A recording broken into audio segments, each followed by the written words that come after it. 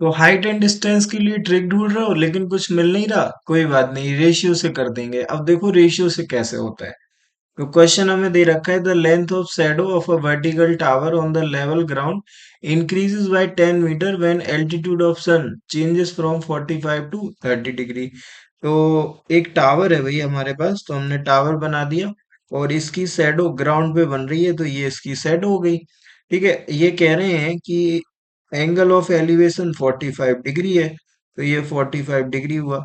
अब सवाल कहता है कि जब ये एंगल 30 डिग्री बनता है, तो 30 डिग्री एंगल आप इस टावर के नजदीक जाके तो नहीं बना सकते, आपको पीछे ही जाना पड़ेगा। तो आप इधर गए, तो इधर आप थोड़ा सा आगे गए, तो यहाँ से ये एंगल कम हो गया और अब 30 डिग्री का एंगल आपके लिए बन चुका है। ये कह रहे हैं कि ये वाला जो इंक्रीज हुआ है शैडो में, आपको 10 मीटर के बराबर दे रखा है।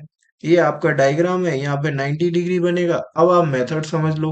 तो मेथड में ये है, तो 30 डिग्री के सामने आपको 1 यूनिट लिखना है, 60 डिग्री के सामने आपको √3 लिखना है और 90 डिग्री के सामने आपको 2 लिखना है। ठीक है। अच्छा, मैं क्या कह रहा हूँ, ये 30 है, 30 के सामने राइट एंगल ट्राइंगल में यहाँ पे 1 लिख लो आप। ठीक है, ये 30 है 90, तो ये पूरा हो गया 60। तो ये वाला कितना हो जाएगा, ये पूरा √3 हो जाएगा। ठीक है, तो ये √3 हो गया। अब आपको पता है कि 45 डिग्री में हाइट और बेस सेम होता है, तो अगर ये 1 है तो ये वाला भी 1 है भाई। तो अब ये 1 हो गया, तो √3 के हिसाब से ये वाला पार्ट कितना हो गया, ये वाला पार्ट हो गया √3 - 1। तो √3 - 1 यूनिट जो है ना, वो कितने के बराबर हो गया, 10 मीटर के बराबर हो गया।